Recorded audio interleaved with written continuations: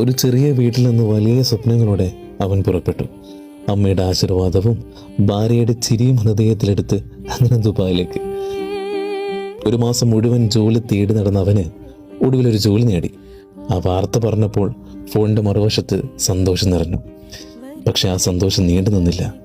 അവിടെ യുദ്ധം തുടങ്ങി. ഓഫീസിൽ നിന്നൊരു വാക്ക് മാത്രം: ഇന്നു മുതൽ ഈ കമ്പനി അടക്കുന്നു, എല്ലാവർക്കും പോകാം. എല്ലാം ഒരുമിച്ച് തകർന്നു പോയ പോലെ അവൻ നിശബ്ദമായി നിന്നു. അപ്പോഴാണ് വീട്ടിൽ നിന്ന് ഫോൺ: മോളുടെ ഫീസ് കൊടുക്കാനുള്ള സമയമായി. ശരി, ഞാൻ നോക്കാം എന്നൊരു വാക്ക് മാത്രം. ഫോൺ വെച്ചതും അവൻ പൊട്ടിക്കരഞ്ഞു. സുഹൃത്തുക്കളോട് കടം വാങ്ങി അത് വീട്ടിലേക്ക് അയച്ചു. പക്ഷേ വാടക കൊടുക്കാൻ പറ്റാതെ അവൻ റൂമിൽ നിന്ന് പുറത്താക്കി. അവസാനം ഒരു ചെറിയ ഷെഡിൽ അറിയാതെ ചിലരോടൊപ്പം ജീവിക്കാൻ തുടങ്ങി. അപ്പോൾ മഴ പെയ്തു തുടങ്ങി. ആ ചെറിയ ഷെഡ് വെള്ളത്തിൽ മുങ്ങി. സ്വപ്നങ്ങൾ തേടിപ്പോയവൻ ഇപ്പോൾ ജീവൻ രക്ഷിക്കാനാണ് പോരാടുന്നത്.